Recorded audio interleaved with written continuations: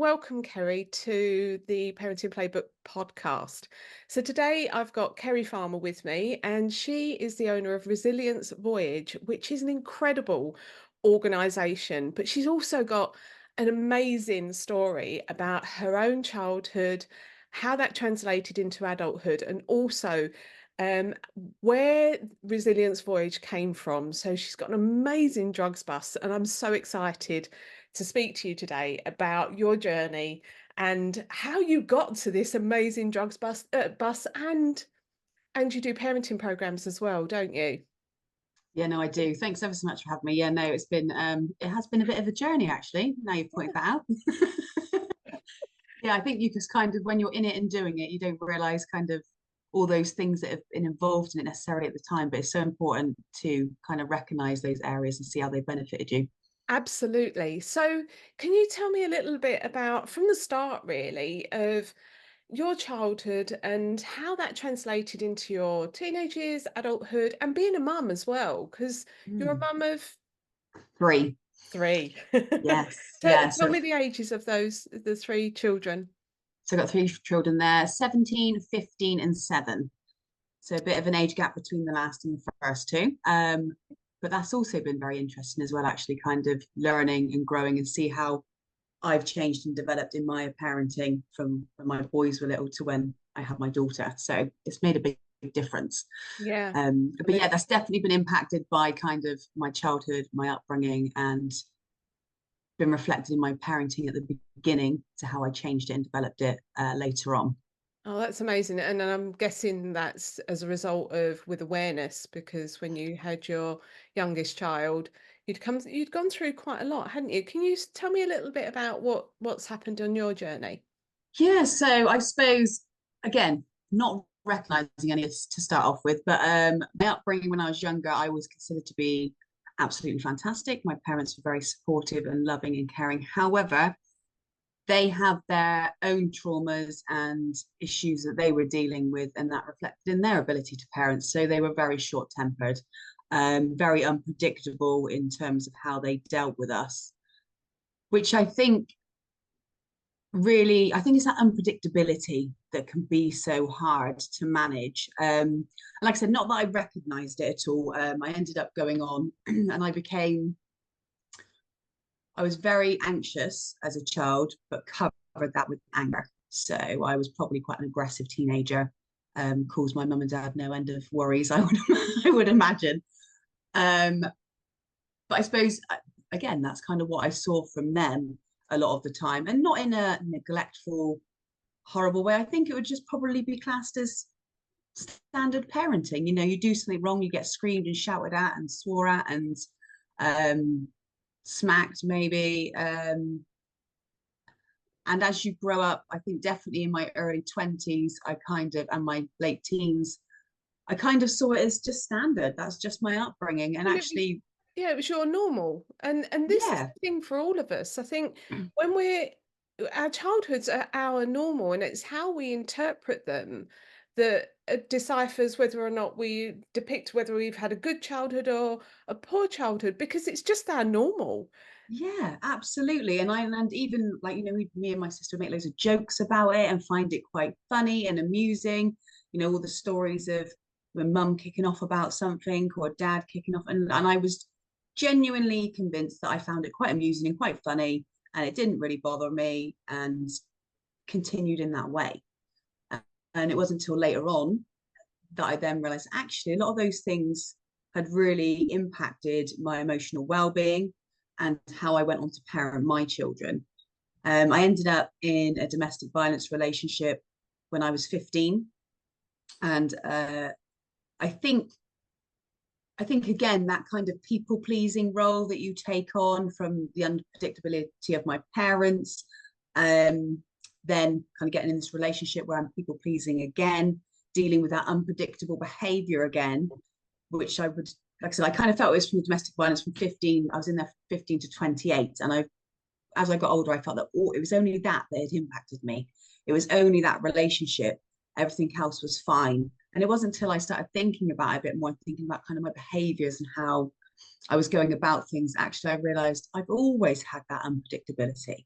You know, one day I would say something to my parents that they found funny. The next day I could say something quite similar and I'd be told off for it and Yeah. shouted at and screamed at. And I'm like, oh, well, you found that funny the other day. I don't understand what I've done wrong. I never really quite knew where I stood.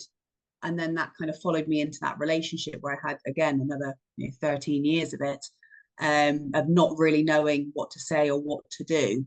So you learned that unpredictability was again normal.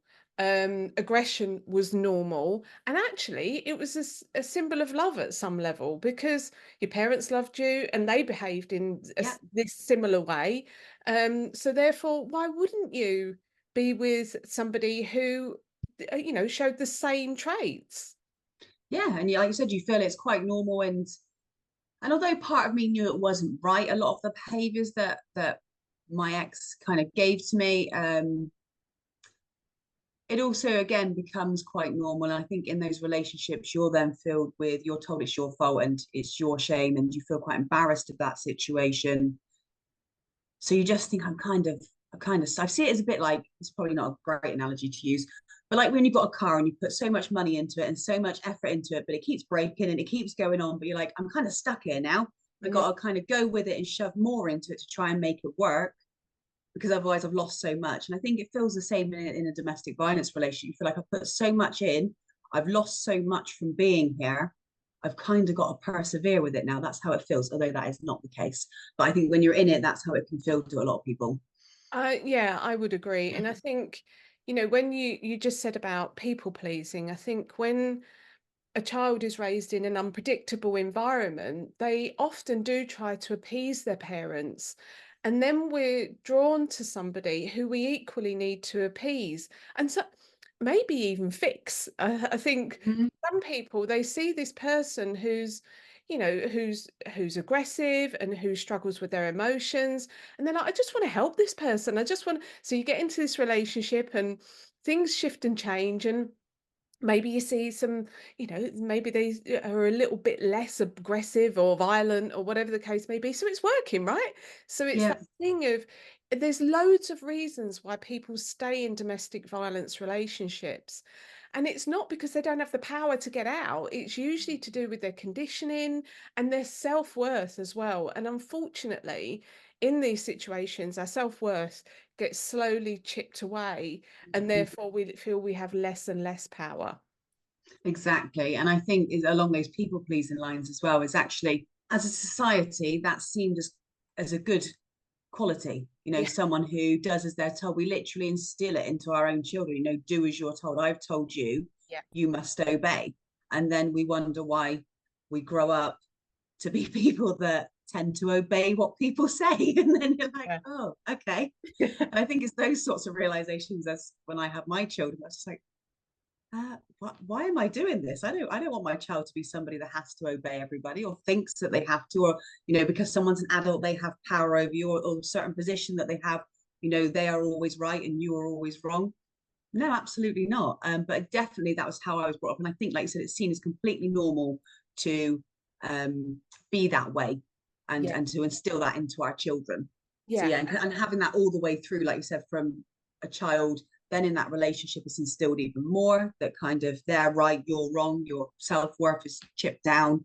So you think that actually I got nothing else. This is kind of what I deserve. And then you kind of find yourself a bit stuck. absolutely. And I think what we've got to remember is in the previous generations, they had a book and their own experiences from childhood. So they had very little emotional literacy when it came Mm-hmm. to raising children.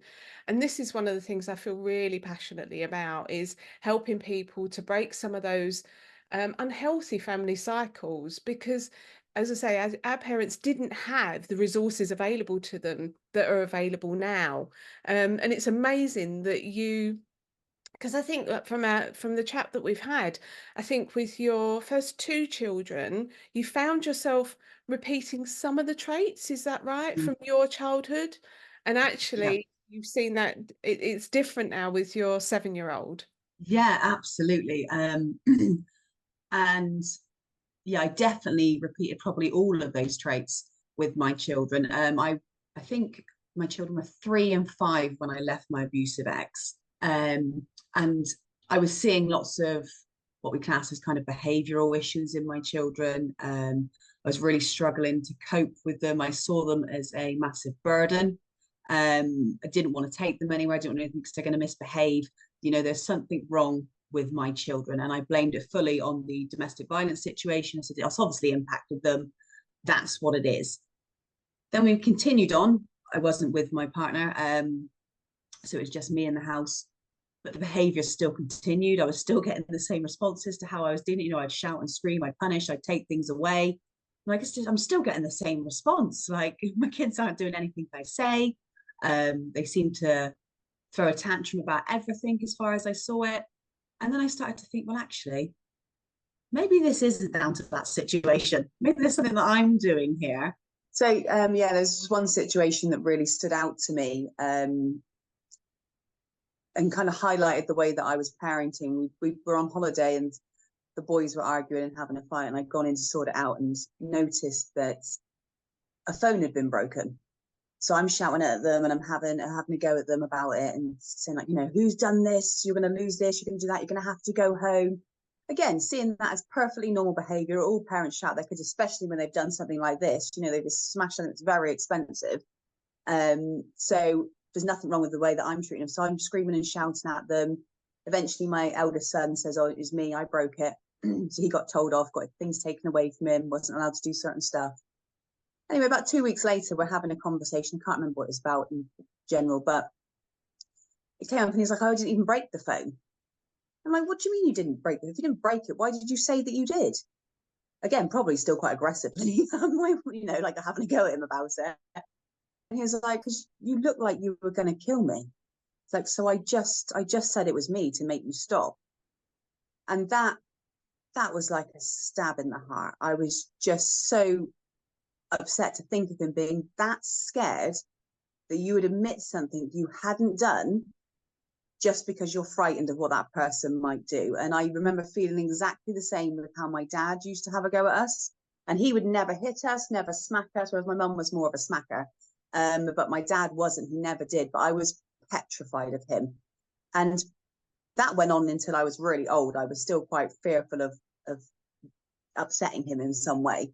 And I just thought that's horrible that my son was so frightened that he would just admit something that he didn't do.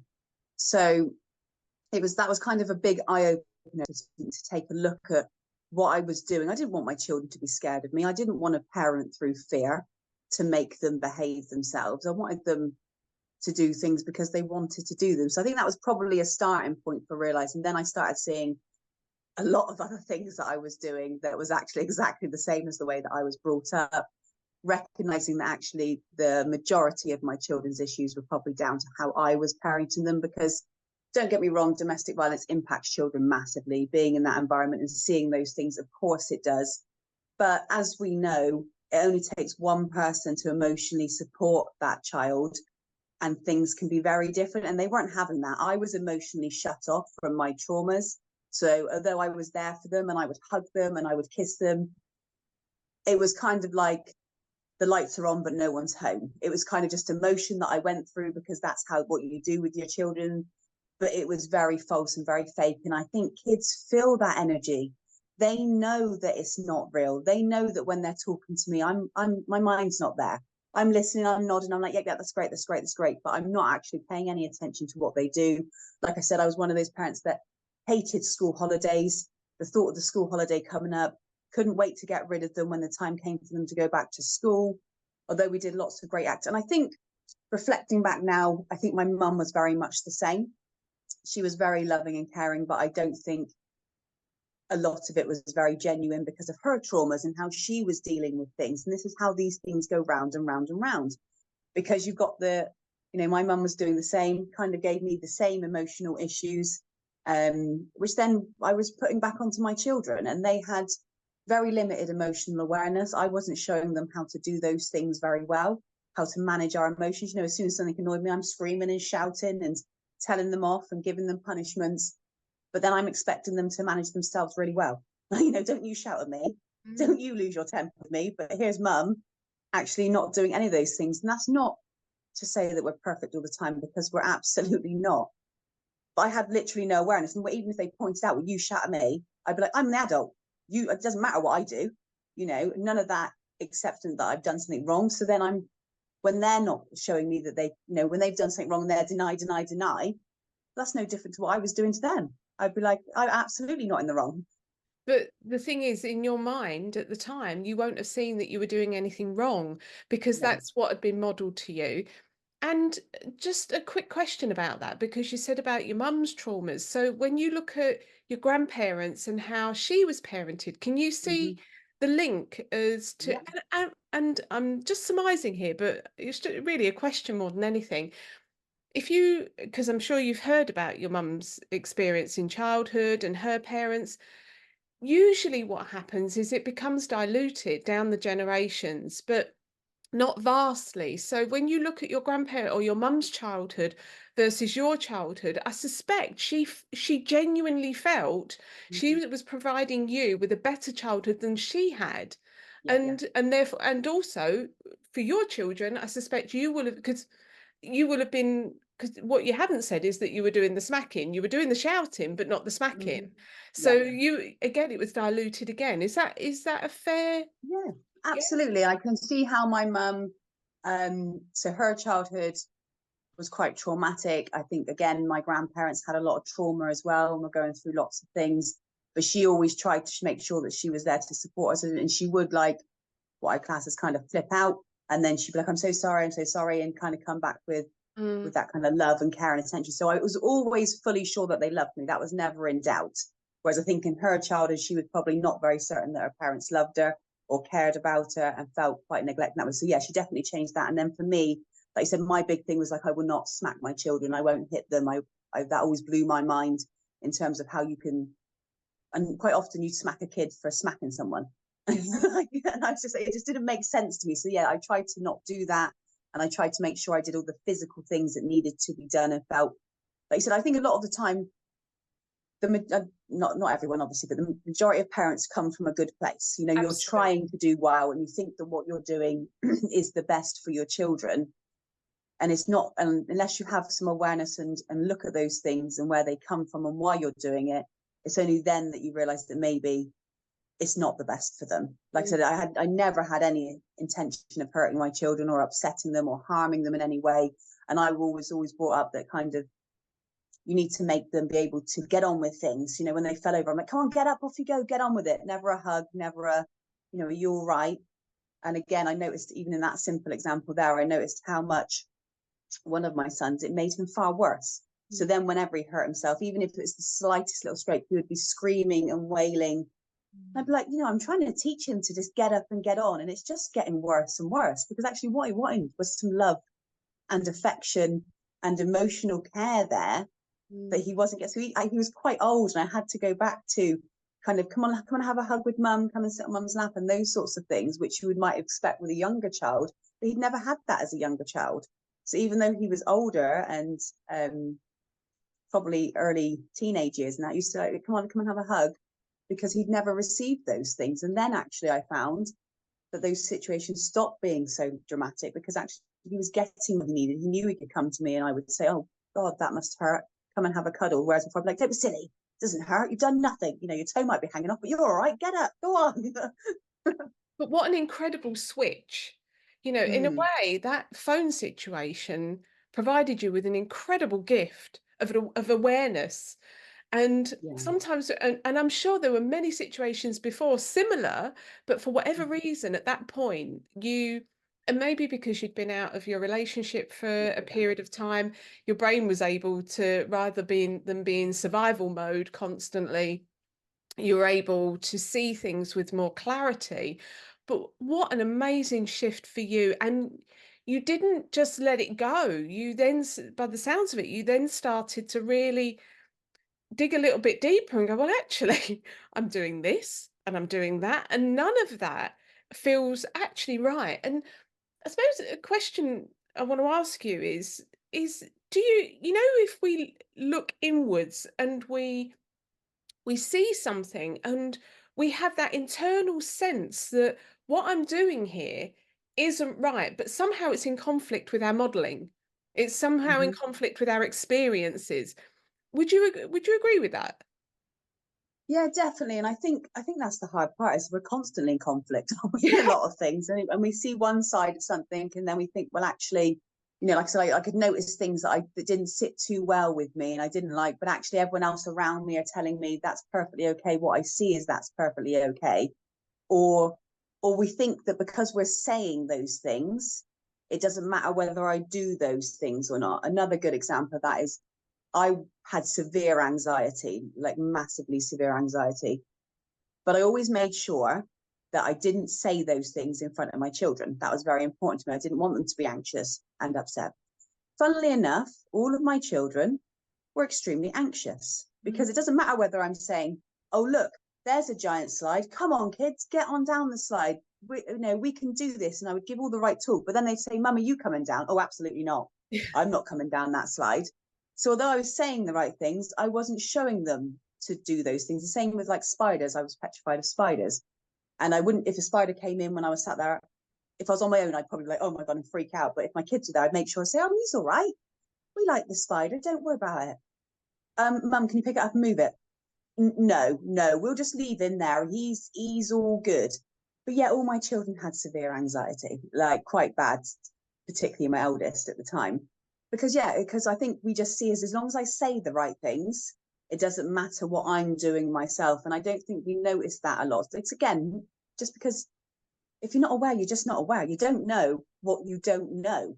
And a lot of the time, yeah, we don't recognize to look at those little things and how that's impacting on our children at all.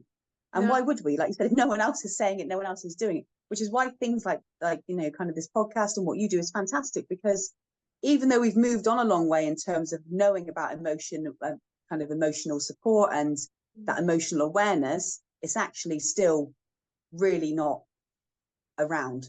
Yeah. We know a lot more, but it's not really there.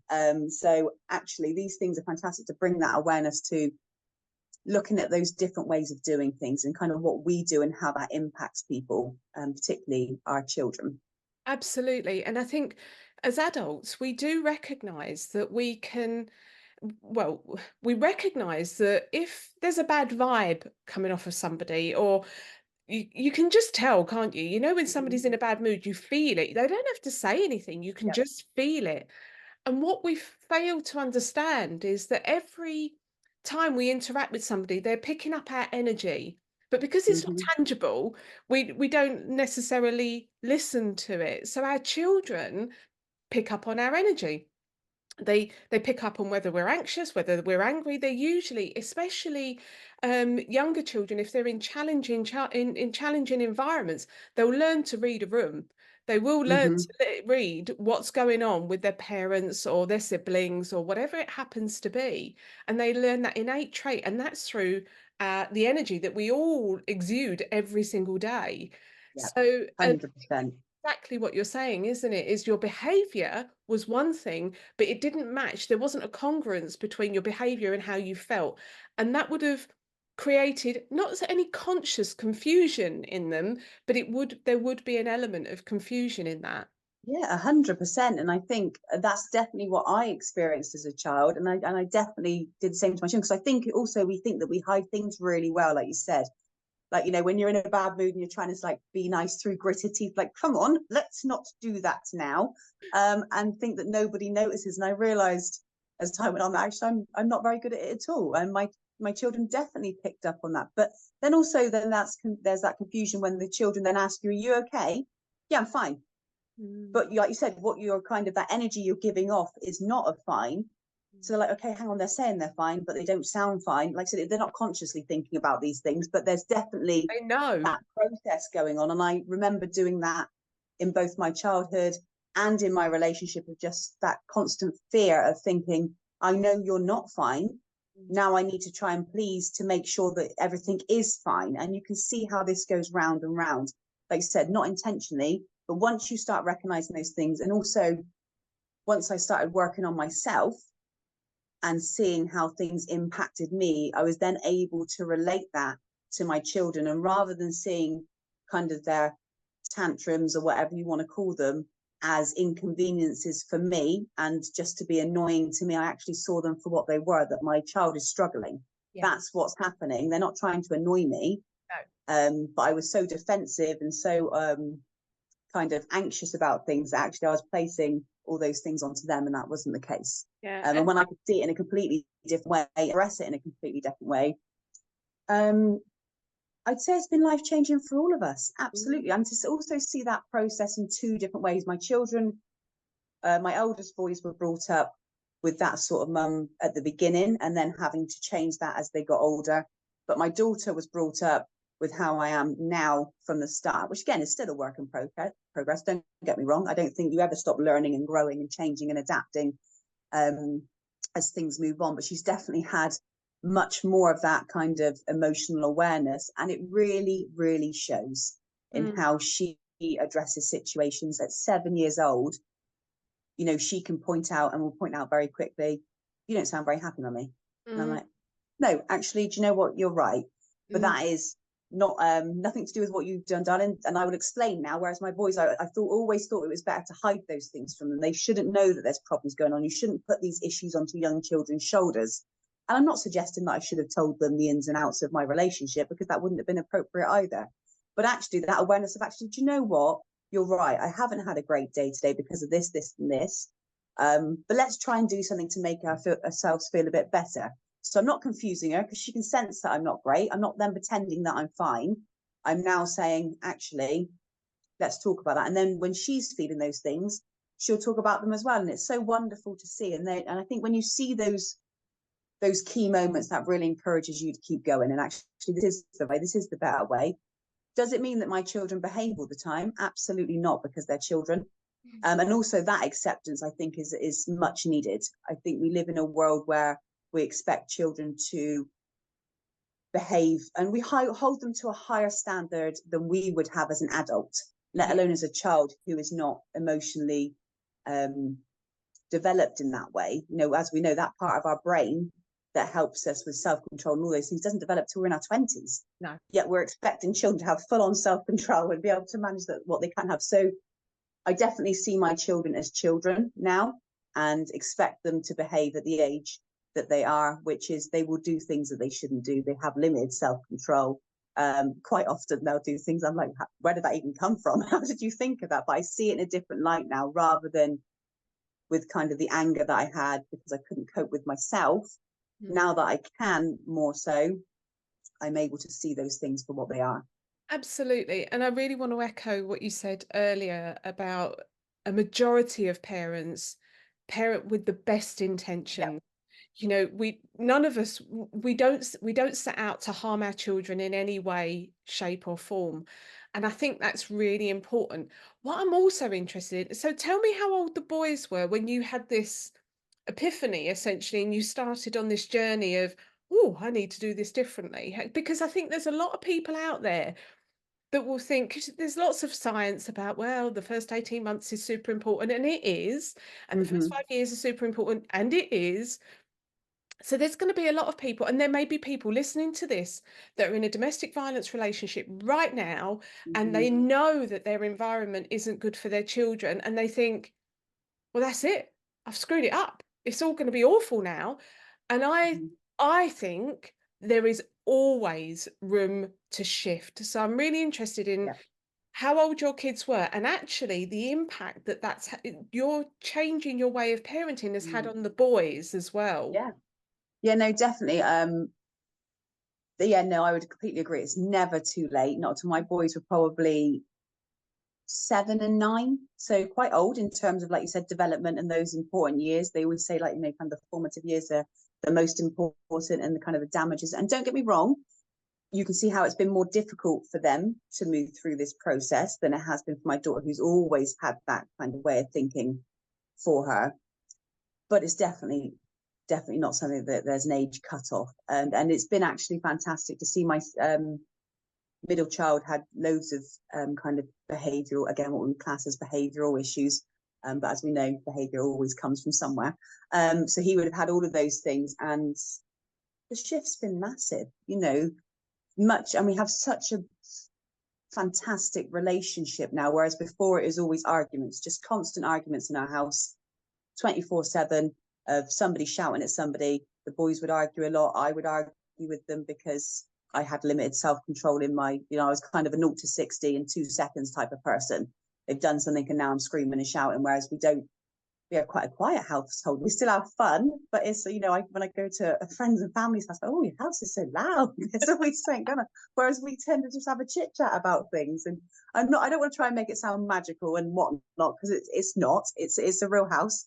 And there's still lots of things that go on, still lots of challenges we face. We just deal with them in such a different way now.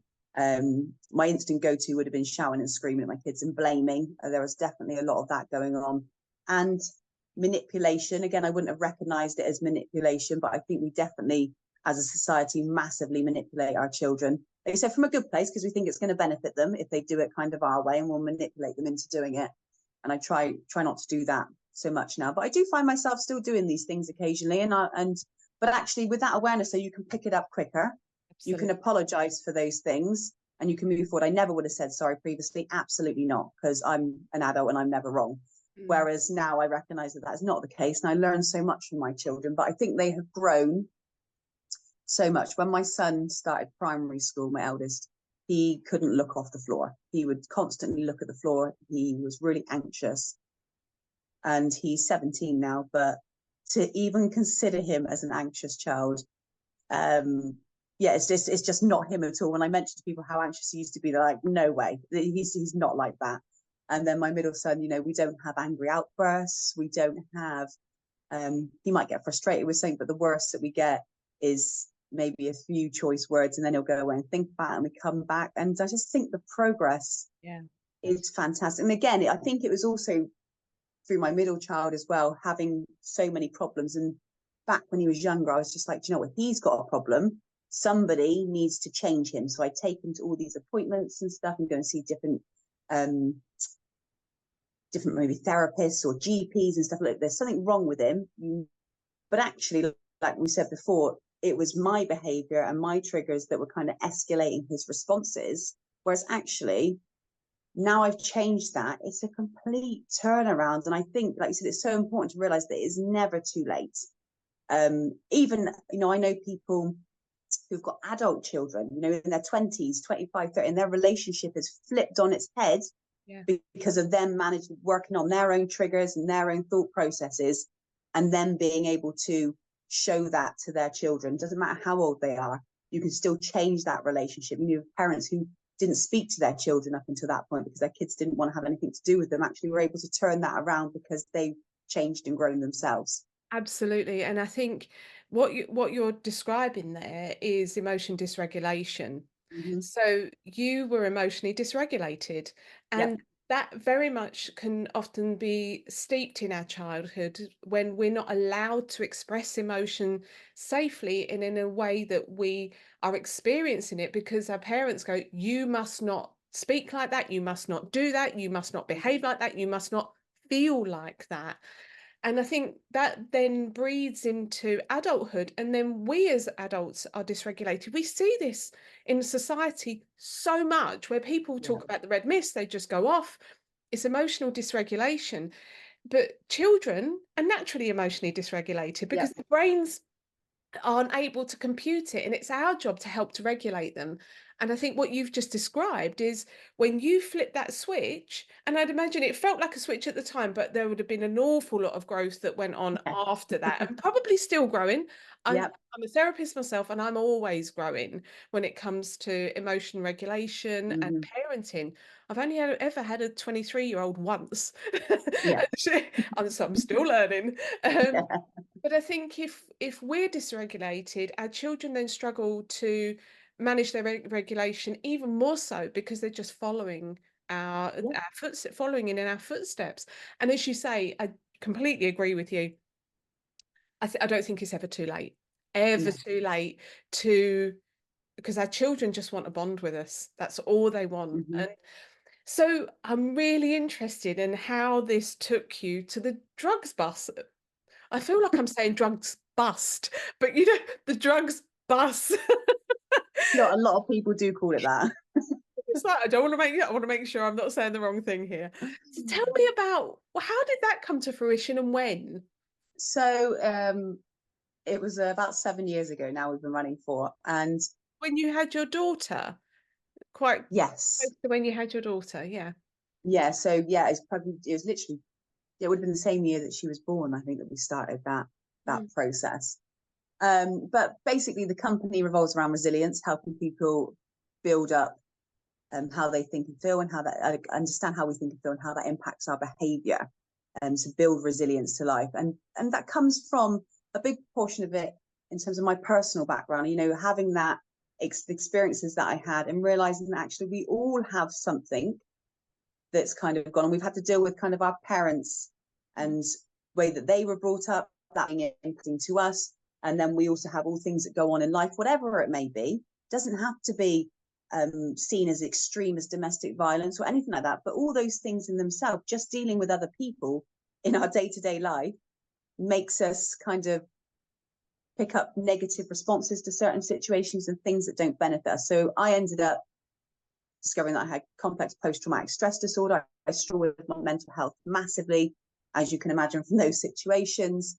And as I said, I left my ex when I was 28, and I struggled with my mental health for a long, long time, not being really aware of what was going on for me. Like I said, blaming my children, thinking it was their problem and everyone else's fault, struggling really with a lot of physical issues that I put down to medical concerns, but actually it was my severe anxiety that I wasn't even recognizing. And again, same as yourself, I worked in psychology. I worked in a psychology department in a prison. I help people understand how they think and feel. Mm. And I had no way of putting these dots together.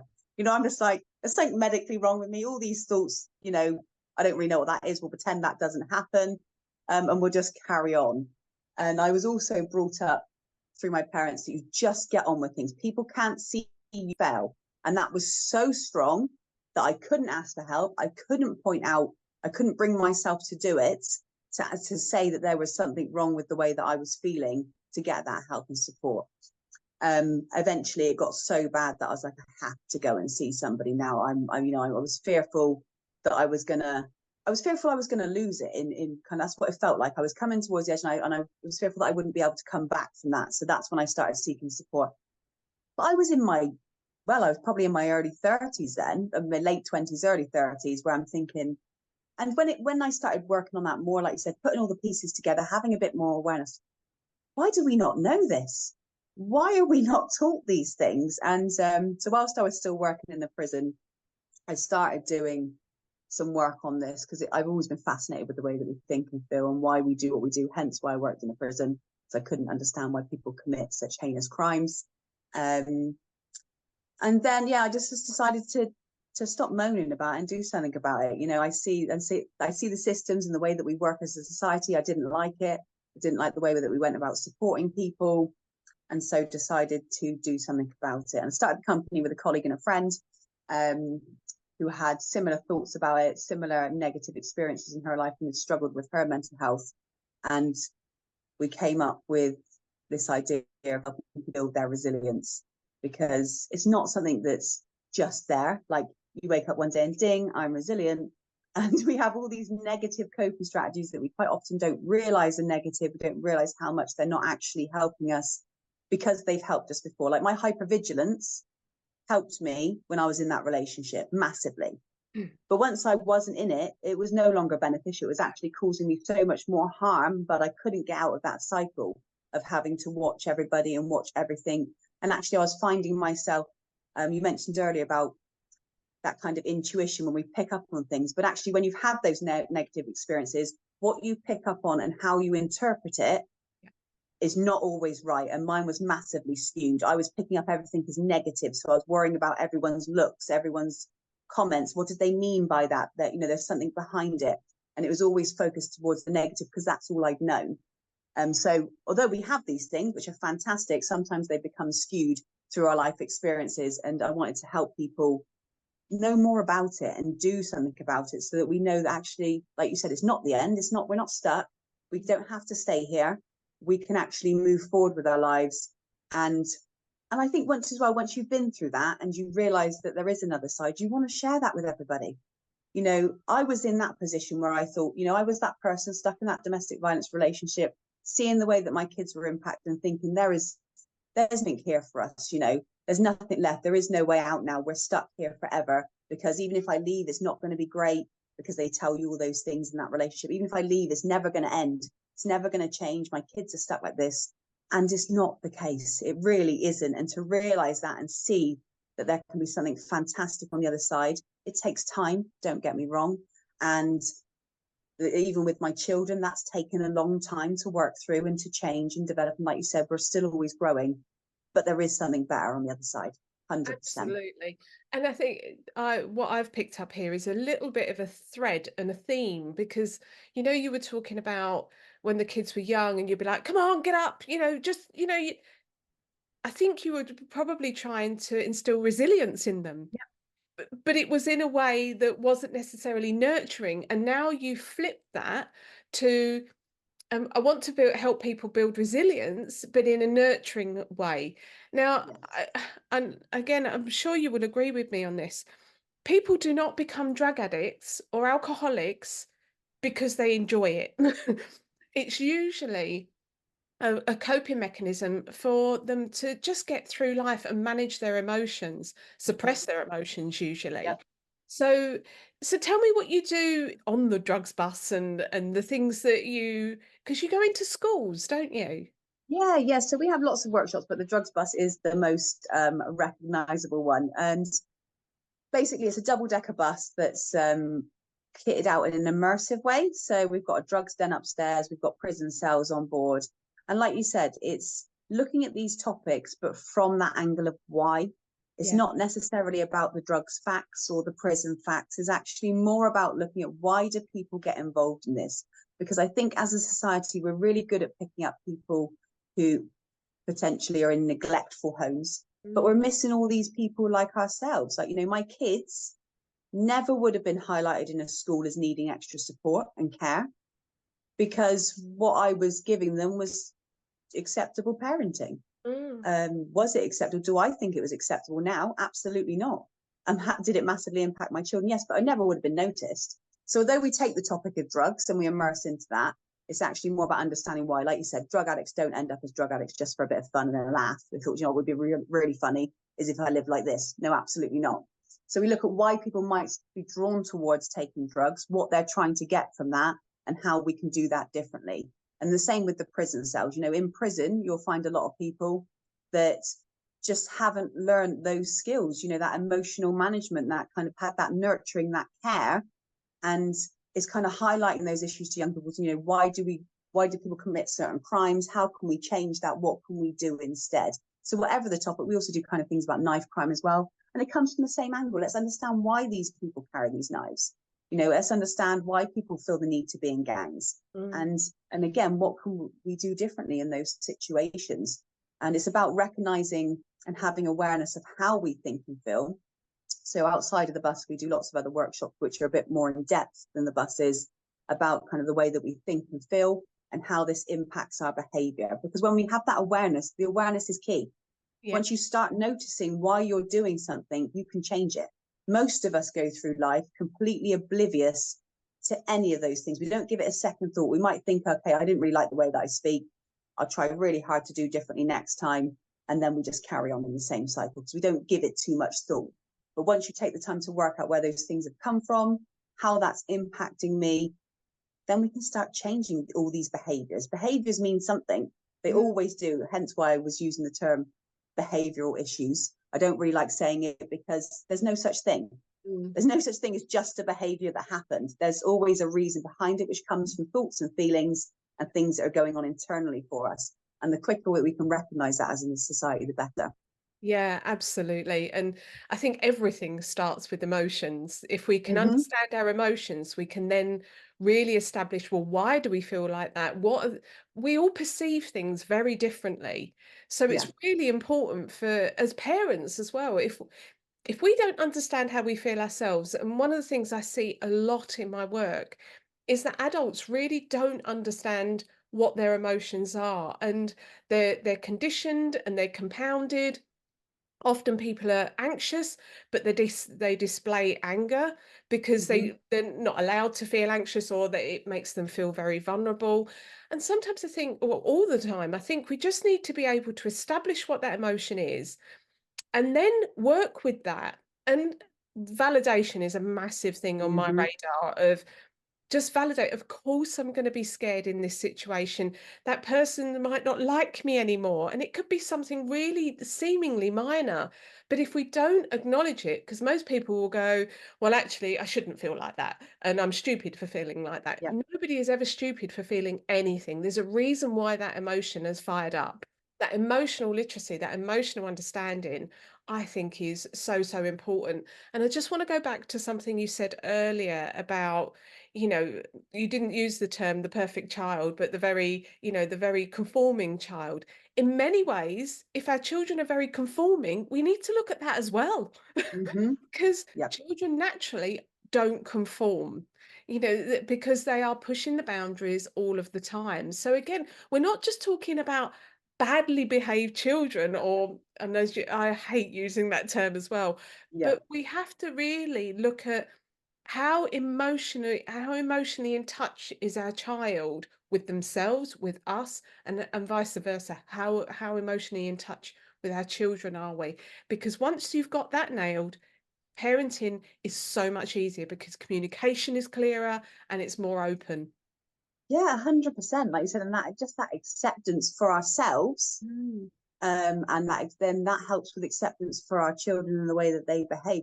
I was exactly what you're describing there, someone that was so horrible to myself about everything and thought that everything that I did was wrong or weird or nobody else thinks like that. Um, and but now, like I said, I don't necessarily do everything perfectly all of the time. I don't, but I'm much more accepting when I don't, which helps me to then move on. When you beat yourself up about these things, which I think a lot of us are very good at, again, coming from those upbringing, that experience, that only escalates that cycle further, because then you feel more down and more upset about it, then you're more irritable, and inevitably you'll be snapping even more at your children, and it just goes round and round in a vicious cycle. Whereas actually, so have a bit of acceptance. Okay, didn't do that well, but what can we do to rectify that situation now? Let's recognize why that came about. How can I do things differently? And we continue, apologize to your children or whatever it might be, and move on. So yeah, acceptance is so important for ourselves and other people. And absolutely. And I think the thing is, what you said there was acceptance that I got this wrong. But it wasn't just that bit, because many Mm, people stop at that point. yeah, Well, I got it wrong. It is what it is. But yeah, actually, what you're saying is I'm identifying I got that wrong. What do I need to do? What internal work do I need to do? Well, how do I want to do that differently? And sometimes we just need to ask ourselves that question. I think a really great question, because all of a sudden it really personalizes it. If we behave in a certain way with our children, if we just think for one moment, if somebody spoke to me like that, or if somebody hmm, behaved to me like that, how would I feel? All of a sudden, the reality hits that, yeah, you know, if somebody was really angry with me and tried to stick me on the naughty step, the chances are I'm not going to go there. yeah. No, Children are the 100%. same. We need to remember they are small humans, but they're not daft. They want control, some degree of control over their lives. And I think when we bring emotional intelligence and communication into our parenting, it just opens up a whole new world of relationship. But I also think that I think you struggle to do that unless we open it up for ourselves. Like you said, we can go through all these. You can try and teach your children these things, but you'll be doing exactly the same as what I was doing in the beginning, which is I'm saying the right thing, but I'm not doing the right thing. So I think unless we believe it and understand it, it's really hard to put it into practice. But again, it benefits everyone. I think it's the best thing I ever did. Yeah. The best thing I ever did is it's changed our lives so much, and we've had so much benefit from it that why wouldn't you shout it from the rooftops? Like, hence why Absolutely. I do what I do, and probably the same for reason why you do what you do. Absolutely. And all the people in these roles is you come out the other side and you just think, oh my goodness, I have to let everyone know about it because it's Yeah. just fantastic that it can be so different. Yeah. I I was so bitter and angry, and that's how I lived my life. Angry, like I said, I found my kids to be an absolute burden. I didn't want them around me. Like, oh God, get back to school. I was one of those, and I couldn't understand parents that were like, oh, I love the summer holidays. We do baking and we do all this. And I think, oh God, because Mm, I was trying to convince myself that my way was okay. And mm. again, we don't realize when we do that kind of judging and negativity, is because it makes us feel better. Again, not intentionally and probably not consciously, No. but we do it a lot. Whereas now, I genuinely love having my children around. I genuinely enjoy spending time with them. And that gets reflected in our relationship because, again, they feel that energy. They can see that when I'm listening, I'm interested, I'm invested in what you've got to say. Um, and it's so nice to genuinely feel that. And we all can. We Yeah. all can if we kind of look at the things that we're doing and kind of change those pathways. It's not something that, again, I used to always be that person that, oh yeah, well, it seems easy for you. It's not the same for me. But we all have different experiences, and I'm not taking away from those because it's incredibly hard. Of course it is. But yeah, I just want to make it clear that there is a way out for everybody. Yeah. It doesn't matter what's gone on and what's happened and what point you're at and what age your children are and what age you are.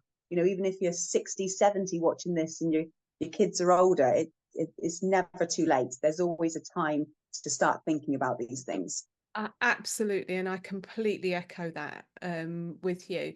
So tell me, I'm going back to the drugs bus. What is it you're trying, awareness are you trying to raise? I think it's really important for me to have that it is for everybody. It's a Yeah. universal provision because how we, like, our mental well-being impacts everybody.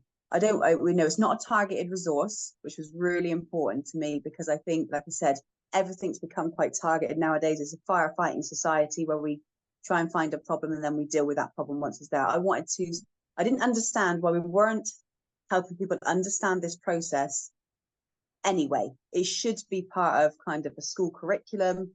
And I know we're getting better on that with kind of mental health first aid and those sorts of things, which are fantastic. But actually, people should understand how their brains work. And I think if they did, I'm not saying we would wipe out mental health issues because we No. wouldn't. Sometimes things are always going to get overwhelming, and we're going to find ourselves in certain situations that we struggle with, and we need help and support with that. But I think we could really massively limit those issues that we face as a society. Mental health has gone through the roof, as we know, and I think we're all struggling to deal with it.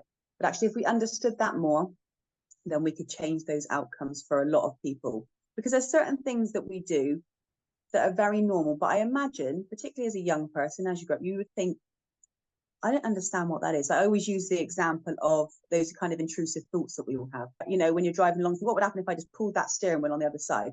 Mm, I can imagine. I can't remember having them as a child, but I'm sure I probably did. But just thinking, I can imagine people thinking, oh my God, I'm crazy. Like, mm, who thinks that?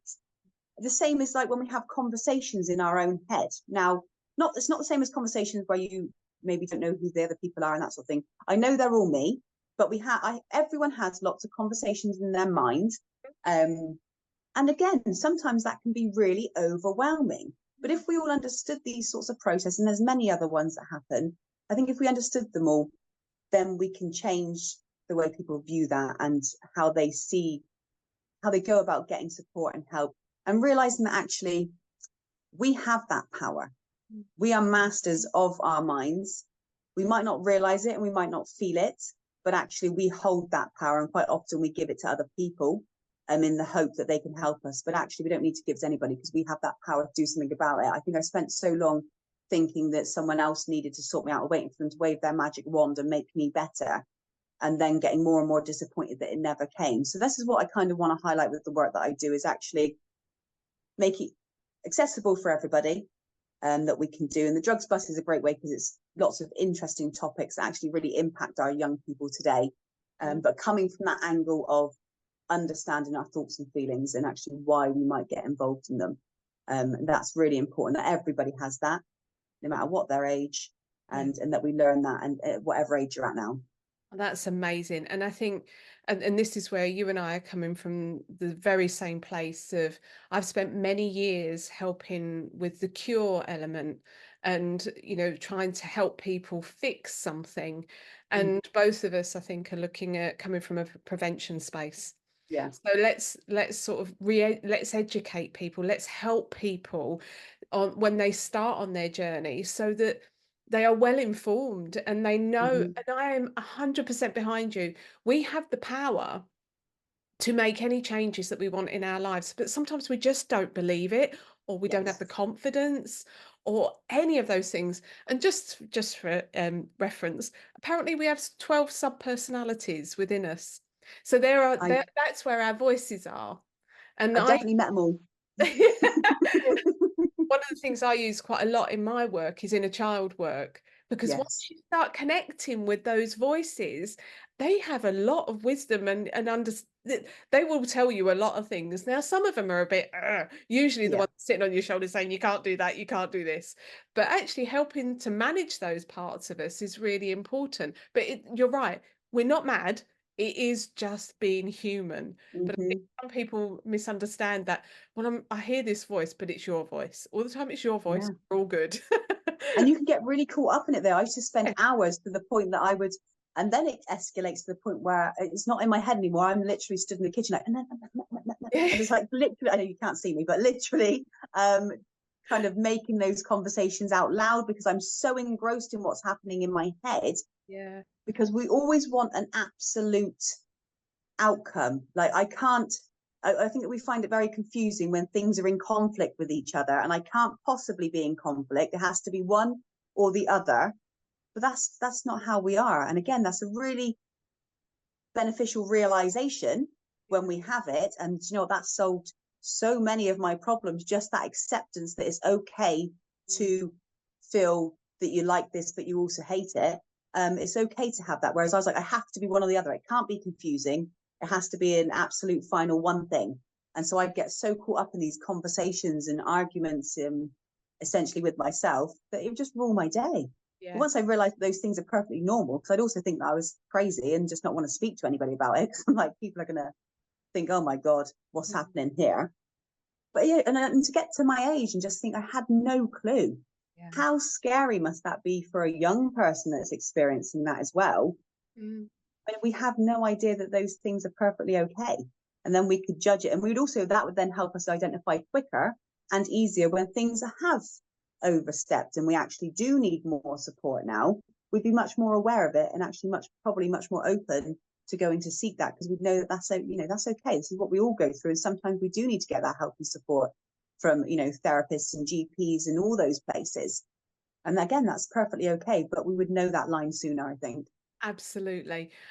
Thank you so much for joining me. I think your journey has been incredible, and it's exactly why I wrote the Empowered Parenting Program, to help people raise that awareness and go on a journey really of discovering themselves, and where a lot of how we are is in our subconscious. And sometimes if we just bring some of that to the conscious, we can then take control of all of this. Mm-hmm. So I've got a couple of questions for you. So Yeah. what is one thing you chose not to repeat? Now, I think if we think about your daughter, because I Mm-hmm. think your daughter is, that parenting at slightly later. So what's one Yeah. thing that you chose not to repeat from your childhood with your daughter? I think the main thing, I mean, there's lots of things, but I think the main thing is that unpredictability. I Yeah. didn't want that for her, well, for any of my children. Yeah. But yeah, I think it was one of the things that really stood out to me is, and we know through studies and research how much unpredictability can massively impact us. I think, yeah, trying to be more consistent and on a level, um, on a daily basis, was really important to me. And that came down to kind of managing myself better and Yeah. making sure I was recognizing my own triggers. And some of us, and particularly me, I have some obscure triggers that Mm. but once you recognize, it doesn't matter what they are. It's Yeah. once you recognize them, you can do something about it. And it's just kind of, and even just saying it out loud is so calming, just to admit, like I said, quite often anger is a cover for a lot of other things. Just, Yeah. I'm hurt Yeah. and that's okay. I don't need to now be angry about it to make sure that no one sees I'm hurt. So yeah, I think unpredictability is probably the biggest thing that I did not want to take through. And that's amazing. And people think, if we think about triggers as buttons, people talk about people press my buttons. Um, and almost like it's deliberate. And people don't know you have buttons. No. We don't know what other people's buttons are. It's usually not a deliberate act. But yeah, understanding those buttons, those triggers, I think are really important. Mhm. Okay, so to leave on a positive note, what is one thing that you chose to do the same that was in your childhood? I think it was the element of I wanted my kids to always know that they were loved. And I definitely had that. And I think that's what definitely impacted, really benefited me, regardless of the other things that my parents did. Yeah. There was never a doubt that they didn't love me. Whereas I think a lot of people can actually not feel that. Yeah. And I think that makes it so much harder for them as they get older. So I always wanted to make sure that my kids knew that I support them and that I love them Yeah. genuinely, not just saying it, I love you, I love you, I love you, like that type of thing. I want them to feel it. Yeah. That's amazing. Kerry, you've been incredible. Thank you so, so much for joining me. I've thoroughly enjoyed this episode, and I will let people know when it's going to be published. No, thank you so much for having me. It's been a pleasure. I love what you do, and I'm glad that we connect on that so well.